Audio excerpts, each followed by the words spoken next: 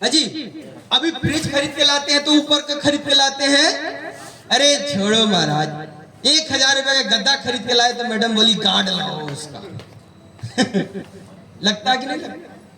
लेकिन ये करोड़ों के शरीर पे कोई गार्ड हमारे पास है। ये इसका नाम है हेल्थ गार्ड। ये तेल नहीं है, मैं आपको इस मन से बता रहा हूं, रिकॉर्ड कर लीजिए मेरी बात।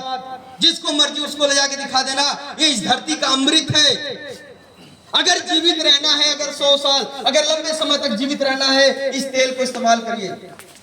इसका नाम है rice brand health guard oil. इस तेल को अमेरिका खाता है, इस तेल को जापान खाता है, इस तेल को जो दुबई खाता है, इस तेल को हिंदुस्तान के अलावा इस दुनिया के सबसे विकसित कंट्री के 29 देश खाते हैं। लेकिन हमारे इंडिया के लोग बोलते हैं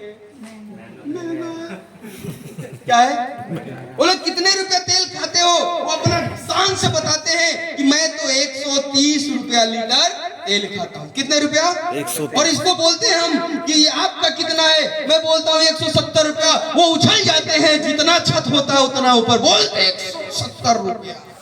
ये लूट रहा है। क्या कर रहा है? मेरी पत्नी है और आपसे भी मैं पूछना चाहता हूँ, वो बता देंगी इसके बारे में। लास्ट में जरूर 2 मिनट आपसे इस तेल के बारे में आपको बताएंगे, इस न्यूट्रीचार्जमन के बारे में खुद बताएंगी। ये तेल नहीं, इस धरती का अमृत है। देखिए कैसे हम लोग इस तेल की वजह से अपने घर में कितनी बड़ी बड़ी बीमारियां देते हैं। अगर नॉर्मल तेल अगर इस्तेमाल करते हैं, जिसका नाम 130 रुपए लीटर, इसके बारे में मैं बताऊंगा। बताइए बहन लोग कि जब उसका टेम्परेचर 100 डिग्री होता है, धुआं निकलता नहीं निकलता है? निकलता है। वो धुआं कहाँ जाके चिपकता है? आपके किचन के दीवार में डब्बे पे चिपकता है या नहीं चिपकता है? पानी से साफ हो जाता है दीदी? क्यों? वो इतना हार्ड होता है कि वो पानी से साफ नहीं होता है। अरे हिंदुस्तान के 99% वो शेर टाइप के मूर्ख लोग 40 रुपया के बचाने के चक्कर में अपनी पत्नी को बड़ी बड़ी घातक बीमारी देते हैं। पूछिए कैसे? क्या लगता है कि वो तेल सिर्फ डिब्बे पे चिपकता है? क्या वो तेल उस औरत के नाक के सांस के जरिए क्या उसके शरीर में नहीं जाता? बोलिए थोड़ा सा यस या नो। अरे सस्ता खाने वाले लोग बोलिए, जाता ये नहीं जाता? अरे इस तेल को 140 डिग्री सेल्सियस पे हिट कर लेना, अपने गैस का फुल फ्लेम कर देना, आपके पास जितना पावर है लगा देना और इसको छोड़ देना। अगर इसमें से धुआं निकल जाएगा, ये जेपी मौर्य गुलामी खाने के लिए तैयार है। और बोलते 170 रुपए लीटर।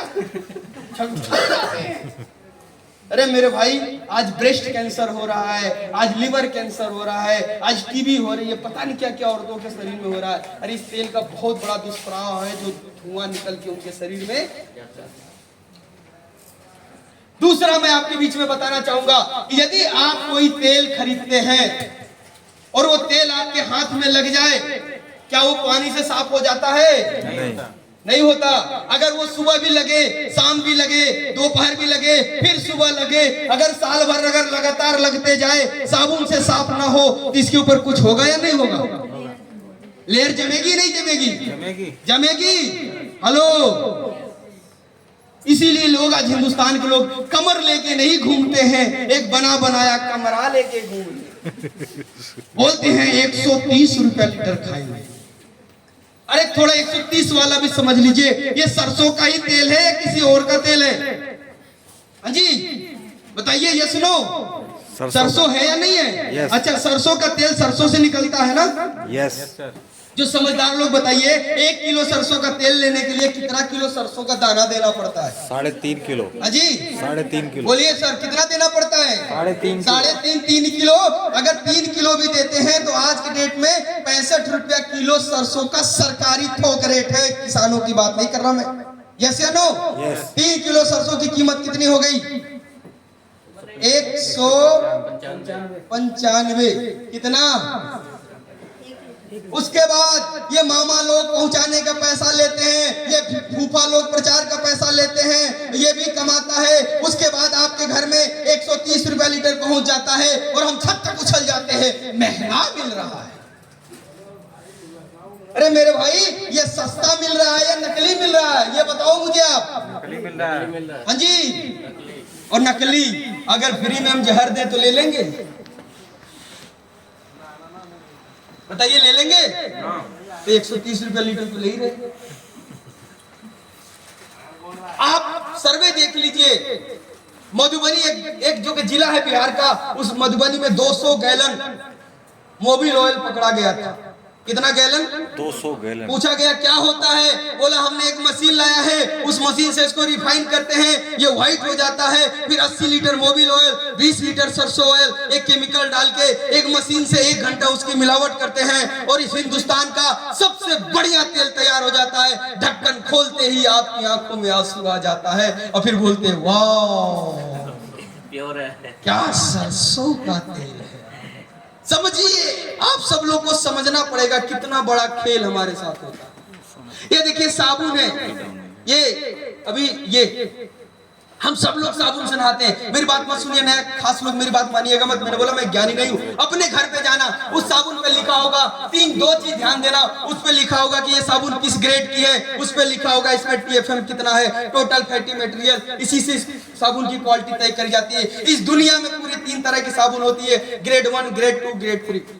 ग्रेड 1 की साबुन से आप नहा सकते हैं, ग्रेड 1 की साबुन को आप फेस पे लगा सकते हैं, आपको किसी तरह से नुकसान नहीं होता है। ग्रेड 2 की साबुन से नहा सकते हैं लेकिन सिर्फ यहाँ से नीचे। ग्रेड 3 की साबुन सिर्फ जानवरों के लिए होती है, उस पे लिखा जाता है this is a carbolic soap. जानवर में कौन कौन जानवर हिंदुस्तान में नहाते हैं? एक घोड़ा नहाता है, एक गधा नहाता है, एक कुत्ता नहाता है, कुछ जो कि और अरगोश नहाते हैं। भैंस वगैरह भी।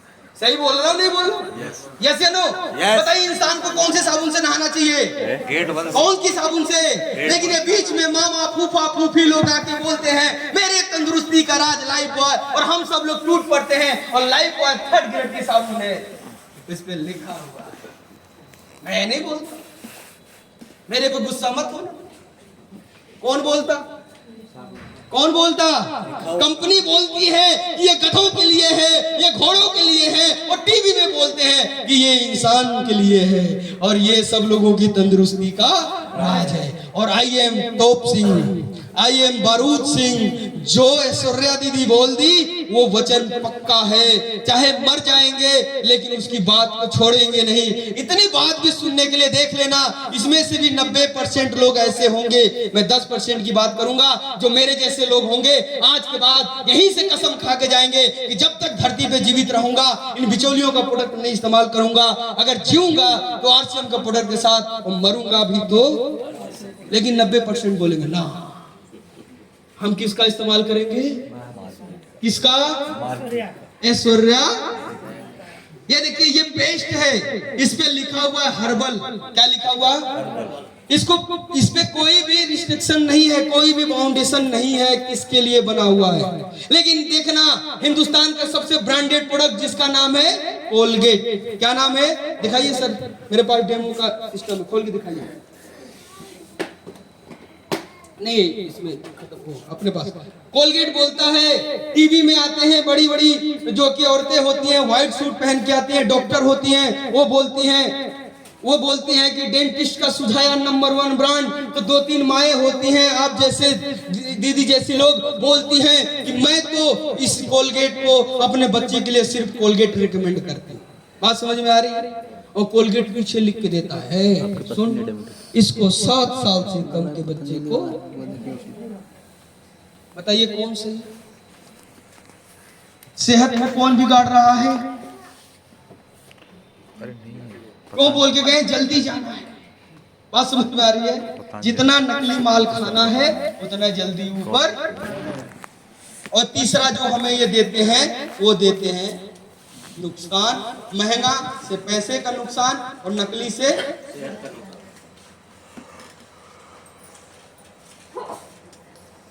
बताइए अंबानी को अमीर बनाने वाला कौन?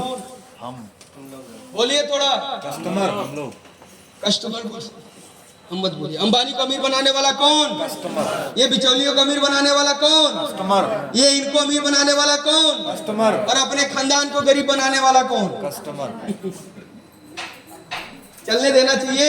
नो। बताइए दीदी लोग, बहन लोग, भाई लोग, बताइए ये सिस्टम चलने देना चाहिए? नो। क्या ये है हमारे हित में? नो। इसीलिए हम कमा के आते हैं और ये लोग। मुझे बहुत अफसोस होता है जब मैं कभी गहराई से सोचता हूँ, मन करता है कि अपने आप को गोली मारूं। आज नहीं, 7 साल जब मुझे बताया जाता है। जरा सोचिए, एक बूढ़ा बाप होता है, एक्सीडेंट में उसका बच्चा मर जाता है, वो अपने बच्चे के लाश को घर लेके आता है। प्रथा क्या होती है? क्या होती है। मैंने बोला ना, अगरबत्ती जलाना है, जलता है कि नहीं जलता है? Yes. कफन खरीद के लेना है। अरे सोचिए मेरे भाई, आप सब लोग आंख खोल के सोचिए कि जब वो खरीदने जाता है तो वो कस्टमर हो जाता है। इनको शर्म नहीं आती है कि एक बूढ़े बाप का बेटा मर गया है, लेकिन ये बोलते हैं कि पहले मेरी पत्नी की ज्वेलरी के लिए पैसा देगा, तब तुझे मैं कफन दूंगा। क्या दूंगा? क्या उसमें कमाते नहीं है? बताइए आप लोग, मुझे बोलिए, कमाते नहीं है? यार ये ऐसा फिर दुनिया में सिस्टम ही बना दिया गया है कि हम और आप जिंदगी भर गरीब ही रहेंगे।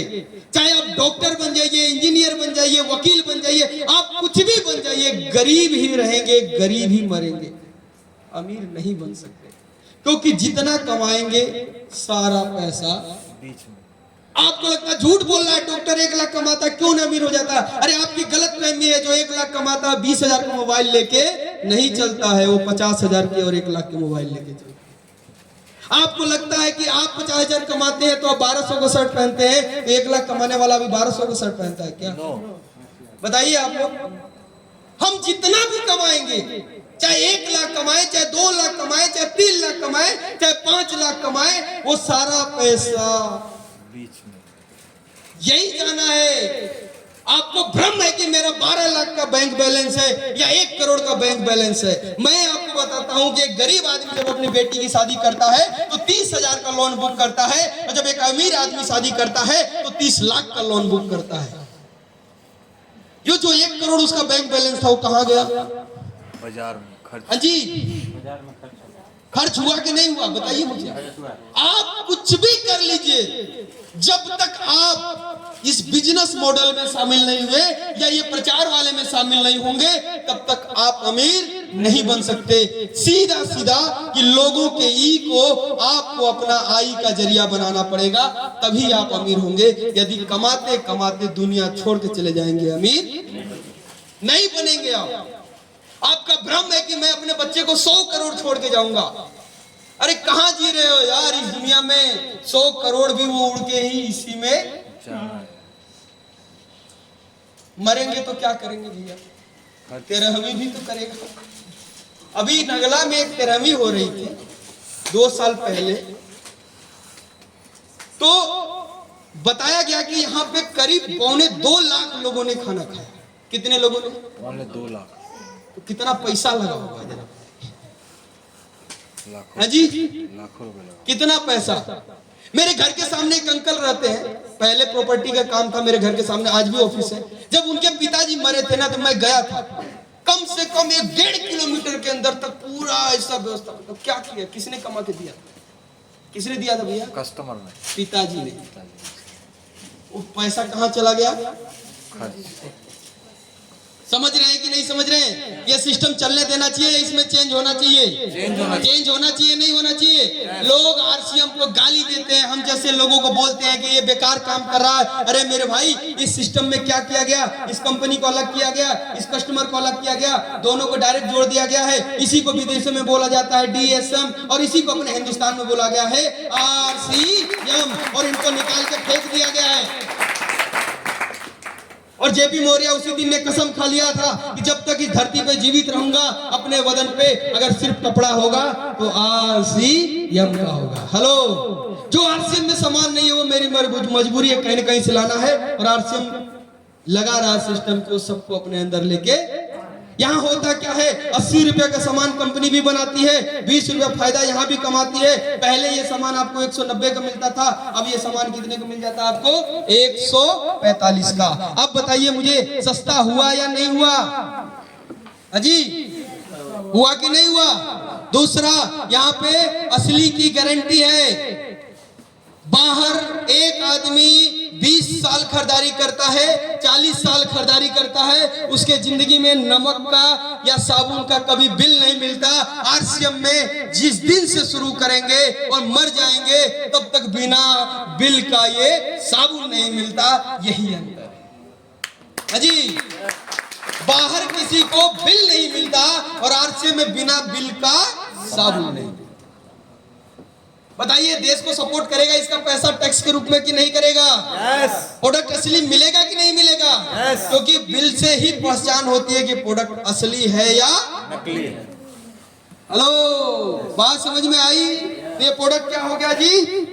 असली। और तीसरा और सबसे महत्वपूर्ण, जिससे हिंदुस्तान के गरीबों को नफरत है, क्या? कंपनी आपको 45% का पार्टनर बनाती है। और पार्टनर का मतलब करोड़ों रुपए। मेरी अपलाइन बता रही थी पार्टनर बनेगा, मैं समझ गया ये अब मेरे से 10-20 हजार रुपया अब ले लेगा ये, क्योंकि अभी तक तो बहुत अच्छी बात किया, दिल देश के प्रति जगा दिया, अपने परिवार के प्रति जगा दिया, पत्नी के प्रति जगा दिया, माँ बाप के प्रति वफादार बना दिया, ये आदमी बहुत अच्छा है। लेकिन जब बात यहाँ आई तो मैं समझ गया कि अब ये कुछ न कुछ हमसे बड़ा टेंशन में हो गया। तो मैं बोला कि पार्टनर बनने के लिए क्या करना है? तो पार्टनर बनने के लिए आपको रजिस्ट्रेशन कराना है। क्या कराना है जी? रजिस्ट्रेशन के लिए भगवान ने आधार कार्ड दिया है आपको? दिया है? अरे बोलिए दिया है। नए लोग दिया है भगवान ने आधार कार्ड, वो ही चाहिए। उसके बाद चाहिए पैन कार्ड, भगवान ने दिया है जी। भगवान ने फोटो दिया है आपका? दिया है। अच्छा, भगवान ने आपका अकाउंट खुलवाया है बैंक में? खाली करने के लिए मांग रहा हूं, यही देना है। और उसके बाद मैंने बोला और बोलो और बोलो, बोला उसके बाद। मैं बोला क्या? तो बोले उसके बाद ये 2000 रुपए का सामान खरीदना है। मैं बड़ा खुश हुआ। 2000 का सामान, ये तो बहुत आसान काम है, ये तो हम लोग भर भर के लाते हैं। 2000 का 5-5 हजार का लाते हैं। कितने का लाते हैं? 5,000।